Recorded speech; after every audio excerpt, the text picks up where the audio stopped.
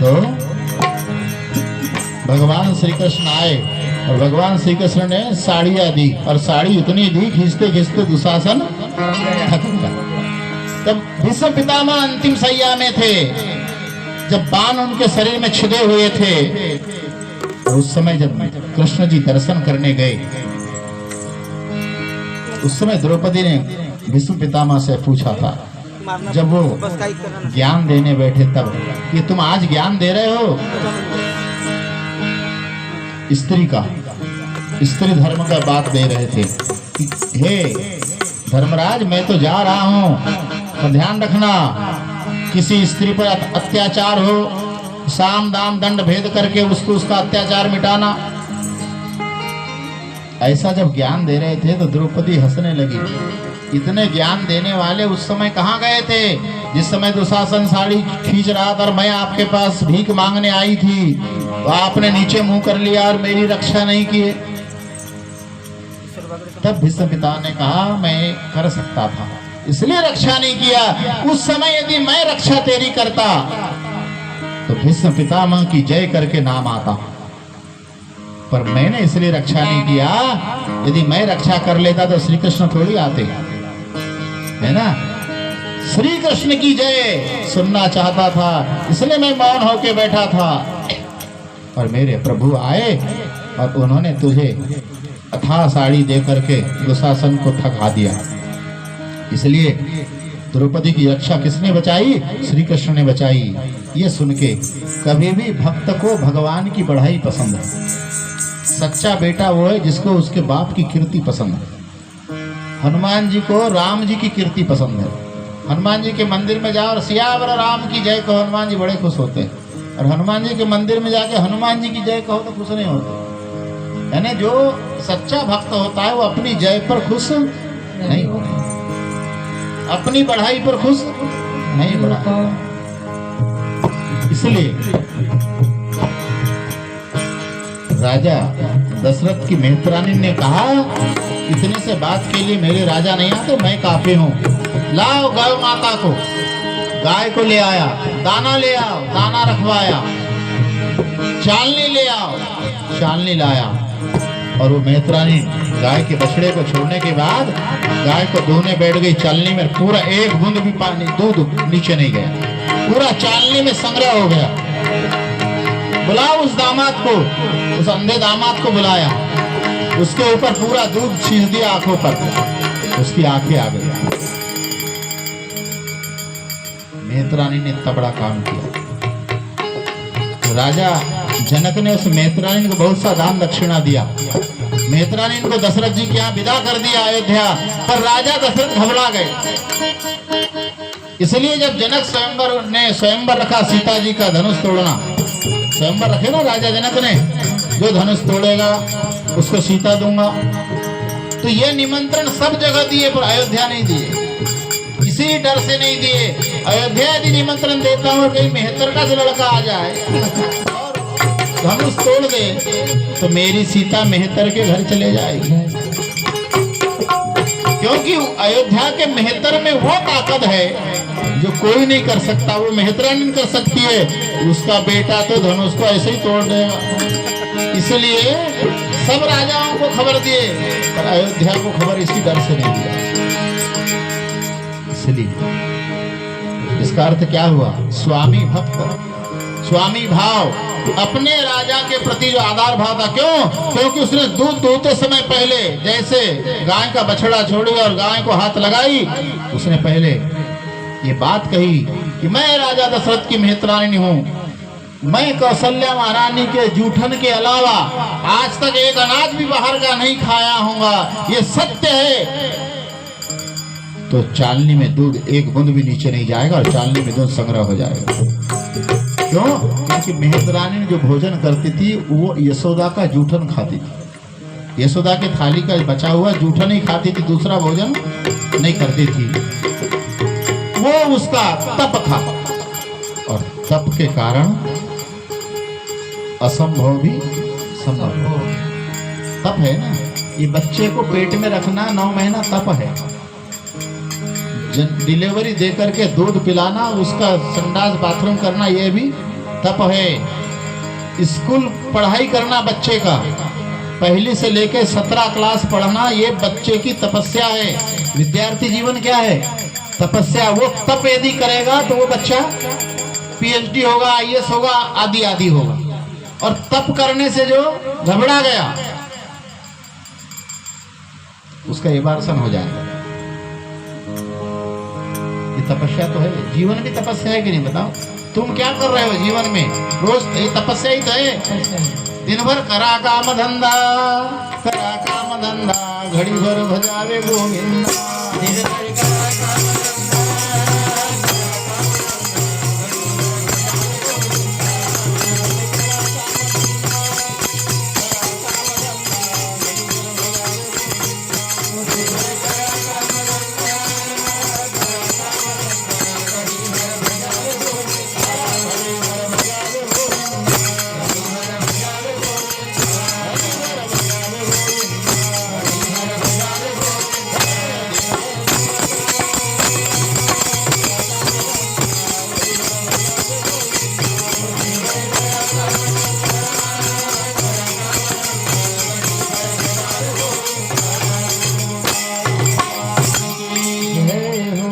जीवन में कुटुंब को पालना, परिवार को पालना, बाल बच्चों की शादी कर देना, कुटुंब में जाकर के समाज का सहरण करना, ये सब क्या है? तपस्या।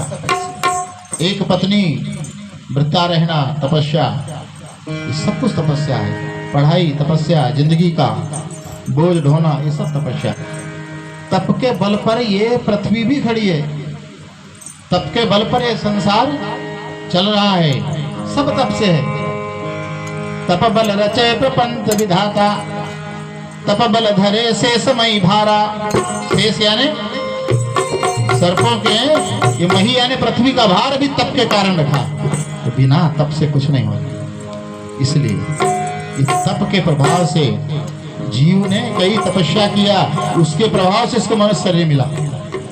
मनुष्य शरीर किस लिए मिला? बड़े भाग मानुष तन, सुर दुर्लभ सत ग्रंथन, साधन धाम मोक्ष करे द्वारा, आइन तीन परलोक। ये साधन है मनुष्य शरीर। अभी बालक है ना, इसमें संस्कार डालो धीरे धीरे।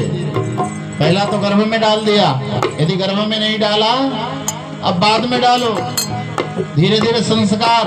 और संस्कार यदि तब तक बालक संस्कारी होगा तभी कुछ जीवन में अच्छा होगा, नहीं तो कोई मतलब नहीं। जननी तो ऐसा जने हो कोई दाता, नहीं तो सूर, नहीं तो बाज भली काहे गवावे अपना नूर। नारी नारी मत कहो नारी रतन की, जिस नारी से पैदा हुए भीष्म और हनुमान।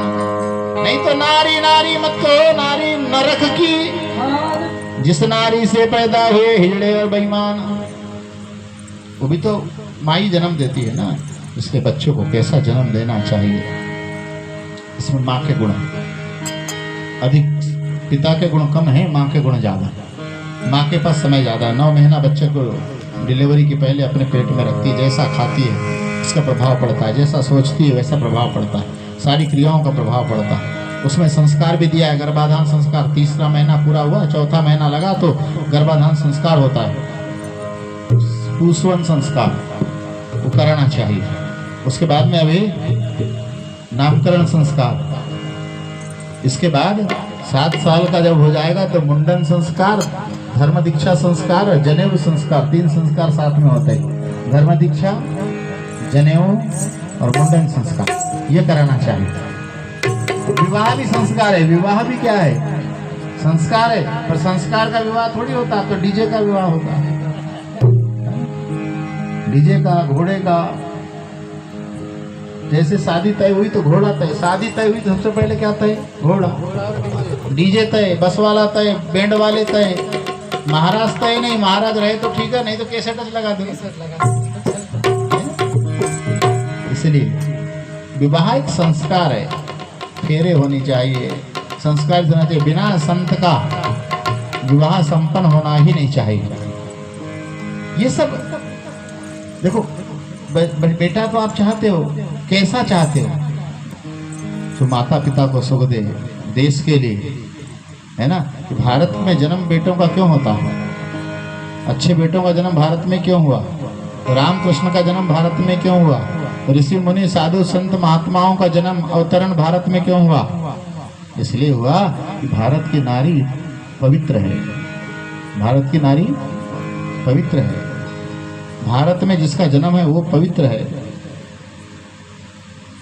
उसका नियम है कि भारत में, ये रामकृष्ण की धरती है भारत, संतों की धरती है, महापुरुषों की धरती है। इस भारत में सब कुछ है, विष्णु यही है, ब्रह्मा यही है, सनु यही है, ब्रह्मा यही है, सनु यही है।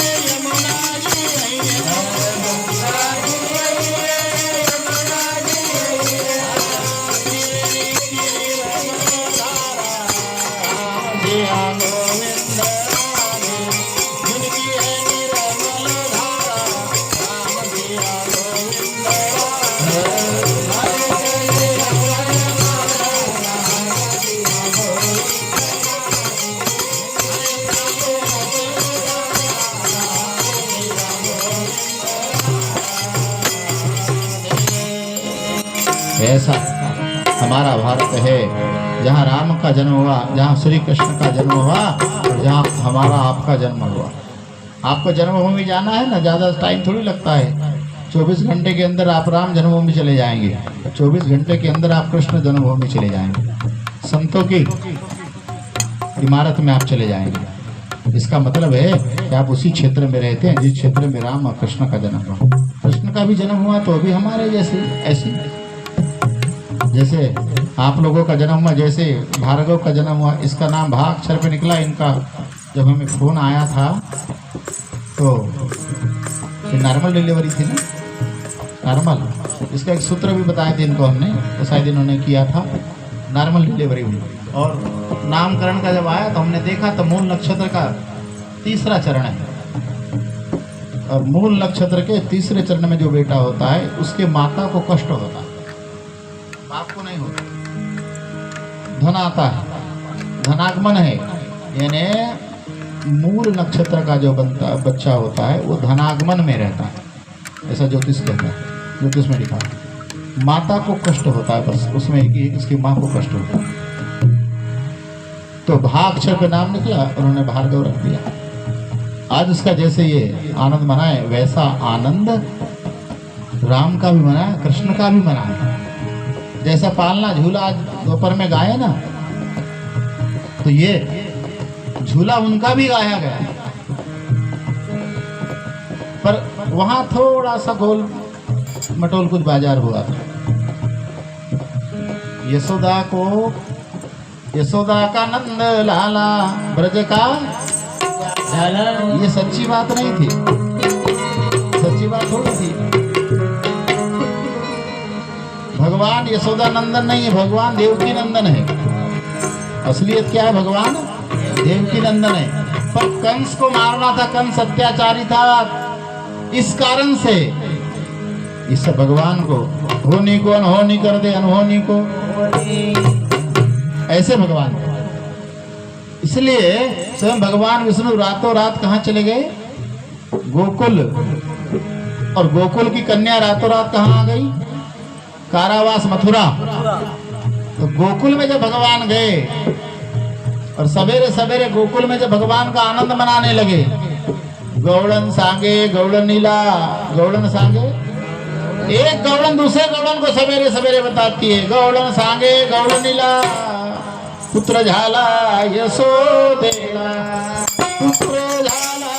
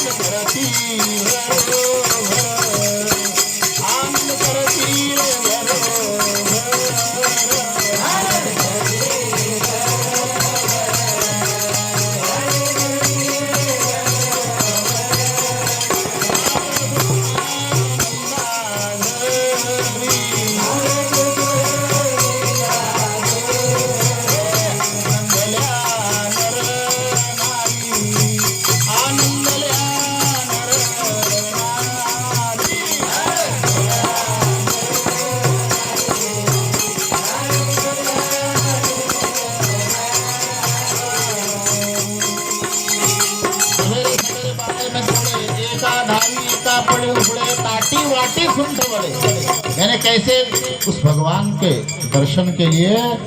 इसलिए उस समय भगवान नहीं जानते थे, भगवान नहीं करके क्या समझ के कि बुढ़ापे में बेटा हुआ है और हमारे राजा को बेटा हुआ तो हमको क्या मिल गया? उत्तराधिकारी।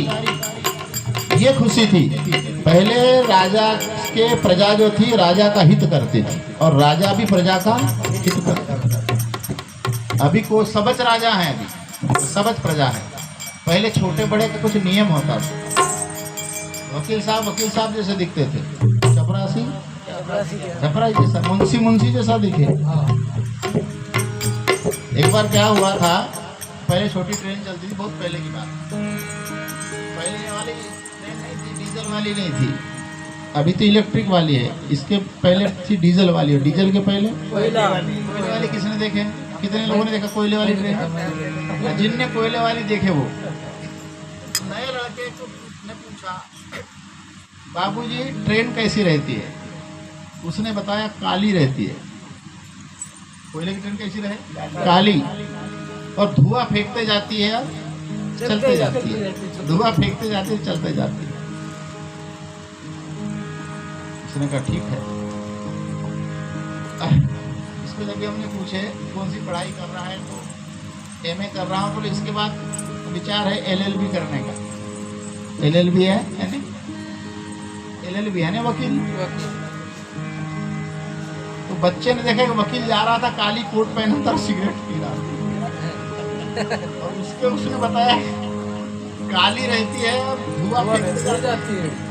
काली कोट पहना था वकील ने, और धुआं फेंकते जा रहा था। वो बच्चा जाके चढ़ गया उसके ऊपर। उसने पूछा क्यों भाई, तो मेरे ऊपर क्यों चढ़ गया? तो ट्रेन है, मेरे को पहुंचा दे सीधे बालाघाट। किसने बताया ऐसा? तो बोले मेरे दादा ने बताया। ट्रेन काली रहती है, उसने बोला ठीक है ऐसा बताया। बोले प्लेटफार्म पे मिलेगी, ये मैं वकील हूँ।